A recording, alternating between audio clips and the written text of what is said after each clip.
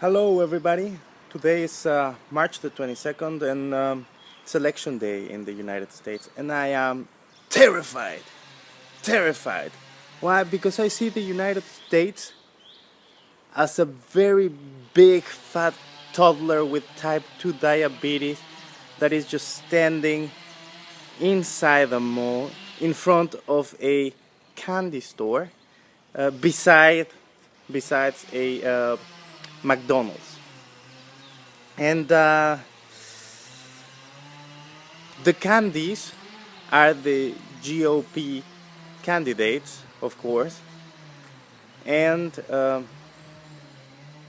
there's this big king size double cheeseburger with bacon that we were going to call the McClinton. And he, the kid, is holding a broccoli in his hand. Well, the broccoli is Bernie Sanders.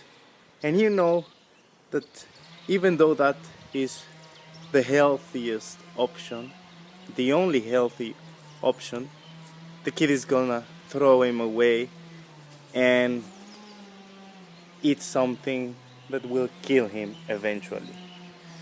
But let's start with the worst of the worst. Let's start with Donald Trump, or who I like to call the establishment's own Frankenstein monster. Well, a lot of some comedians like Seth MacFarlane or Sarah Silverman say or joke about it and hope that Donald Trump may be a Milgram experiment, and that at some point they will say, well, we're just making an experiment about authority and it's over, so we're gonna stop. But sadly, he's not a Milgram experiment. He is the result of a Milgram experiment gone horribly wrong. He is when the tested subject is told that everything was an experiment and that he was not giving electrical shocks to a guy in another room. And he would get really mad that he didn't shock the guy, or that he didn't waterboard the guy, and he would kill everyone that took part of the experiment, that made the experiment. That is Donald Trump. And a lot of people compare him with Hitler, but I think it's not a fair comparison. It's not fair because, if you see or read or hear the speeches of Hitler, you would notice that Hitler began really mild. If you compare him with Donald Trump, he didn't say nasty things about Jews. I mean, even there were Jews that supported him. He was more against people that were in power at the moment. Well, Donald Trump began already his campaign. He began to say nasty things about minorities. And well, he hasn't. He has used some words to and some adjectives to legitimize the use of violence against people who is against him, or the or the other candidates, or people that support other candidates. But he hasn't used plagues to describe minorities or the opposition like Hitler did. And a lot of you would know that if you use plagues as an adjective to minorities, that the use of the word plagues justify the extermination of that group, and that did Hitler. Well, Donald Trump hasn't done it yet, but he may. He may. Because if Hitler's speeches, started to become more violent and more racist, then it may happen also with Trump. He already started with the left foot. So whenever he begins to say that Mexicans are cockroaches, or that they are a virus, or that Muslims are a virus, you would know that you have a potential genocide. And this genocide, not like others that happened in the last century, and where you you know people from the U.S. or government or the U.S. government was an important actor that made them possible. This genocide is going to happen if it happens inside the United States. You will see it with your own eyes, people.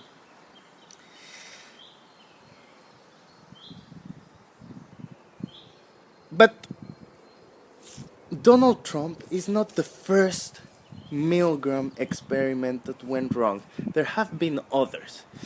People who would say, for instance, oh, black people are coming into the white suburbs and they are going to rape our women and they are going to kill our men. So we have to kill them first. So we have to kill Roman Polanski's wife because she's gonna give birth to the Antichrist. That's the same, uh, the same speech that Donald Trump uses, the same fear to minorities, the same fear of uh, other people, and that is something that has been used by the establishment to stay in power. Donald Trump is no, the establishment has been social engineering people or the population of the United States for so many years, and now Donald Trump is, all those years of social engineering that came back to bite the establishment in the ass.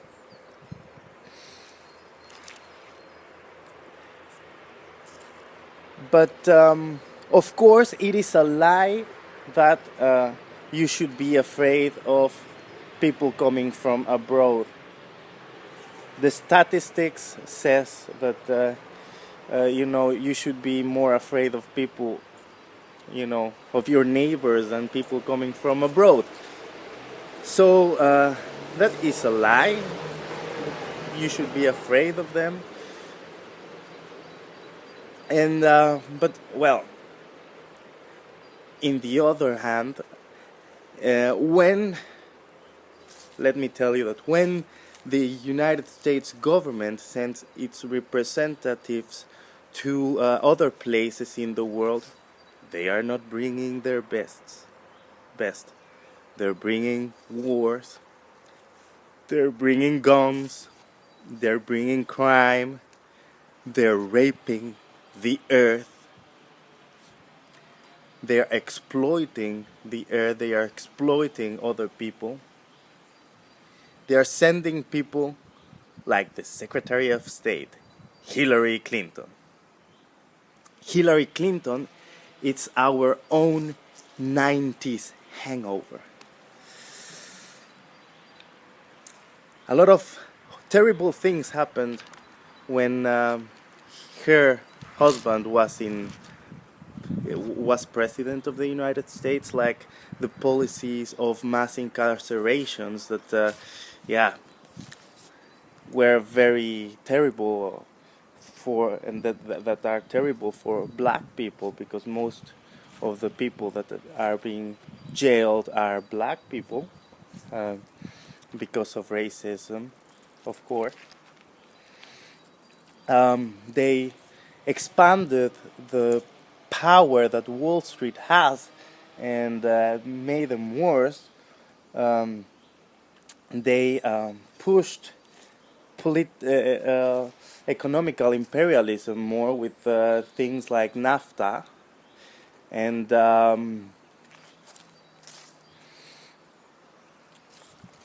What more? Yeah, of course, and they made more, or they created international policies and international treaties that, as NAFTA, created a lot of environmental impact, but it's the worst uh, thing that is happening right now, and I will get back to it uh, in a few minutes. But a lot of people, and above all women, says, "But Hillary Clinton has a vagina, so I'm gonna vote for Hillary because she has a vagina."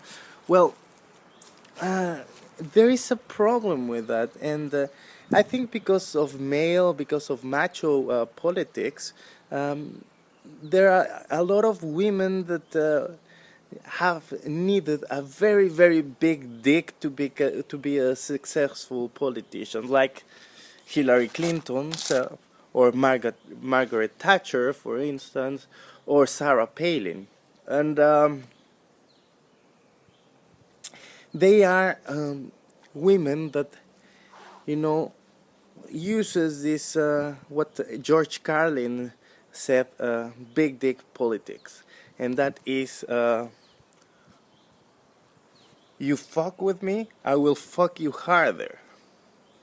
So Hillary has been pushing for wars and for invasions since a long time. So what's feminine about it? I don't know. You tell me. And moreover, I mean, she is one of the biggest lobbyists for fracking in the world, um, which make her like a big politician pimp. You know, she goes to other countries and would ask people, "Hey, may I frack your country? Let us frack your country." And if you think about it, I mean, fracking is not very feminine, is it? You are, you know, putting a very long pipe inside of Mother Earth, which is, we think about Earth as a woman, and you pump liquid into it. It's, you know, it's raping the Earth, what they are doing, and it's one of the most terrible inventions in the last 10, 20 years. Um, for the environment, the environmental impact, and you've seen it in the United States, is terrible. So people like Hillary Clinton wants to bring that here, along with GMOs and things that I really don't want. But well, Hillary has a lot of the money coming into Hillary's campaign are coming from these big corporations that, you know, support from GMO corporations that does fracking, you know, and that makes a very bad impact in the environment. And let's not even talk about the candies. Yeah, the candies. You remember the candy store? The GOP candidates. Those are the candies. Oh, the candies live in a candy world. Scientifics that haven't been bought by them or by the corporations they represent. Those scientifics have been, you know, just urging them, screaming to them, "Please stop what you're doing. It's destroying the world. It's destroying life on Earth. We are, you know, today we are destroying the life in a rate that the the asteroid a million years ago did. We are the same or worse than the asteroid that killed the dinosaurs." And they would say, "Ha ha ha, but dinosaurs didn't exist. You know, those bones were put there in the ground by God, so that our faith would be tested. So dinosaurs don't exist, uh, global warming is a big hoax, and you're just watching them on the news like from abroad, I mean the Netherlands, and you're saying like, what? Are these the people that dictate what is going to happen in the world? It's just amazing. Because let me tell you something, you may not hear this in the news, maybe. I hope there's a lot of people that is going to watch this video, but the environmental impact, global warming, is today the biggest threat, not only to civilization, but to life on Earth. Forget about ISIS. Forget about global terrorism. That's not a threat. That's another Frankenstein monster of the US. Sugar is a bigger threat than ISIS. Today I heard that, I haven't seen it very good, but I think there was a terrorist attack in Belgium, and so like 25 people were killed or something like that. More people die every day in Brussels because they drink Coca-Cola every day, and we don't see nobody going after the CEO of Coca-Cola for killing so many people. So, what is the biggest threat to the world? I already said it. It's the environmental impact that that human way of production, that human economical system is causing to the earth. So, in 30 years from now, in 30 years, if we follow this path, because it is worse, what is happening today is worse than what the scientists thought it would happen like 5 years ago, 10 years ago. So, in 30 years from now, it is possible that there is not gonna be any dolphin, swimming in the sea. There are nobody would be able to see a butterfly flying. There will not be any fucking mosquito to bother you at night. There may not be trees. There may not be humans. So that's why I'm terrified about today's election. And that's why I urge you, people from the US that are going to vote today or that are going to vote in the next week, in the next month, please do us a favor and eat your goddamn broccoli. Because if this toddler dies, he's not gonna die alone. He's gonna take the world with him. And I cannot vote, and other people in the world cannot vote, which is a shame, because politicians of the United States, presidents, have been saying that they want to bring democracy to the world, which is a very beautiful idea, and I support that, and I find it really noble.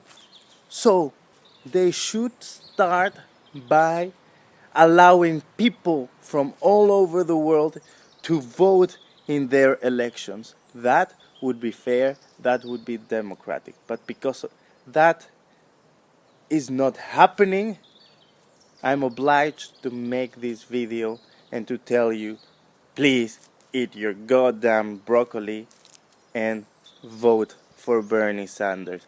He's the only healthy option.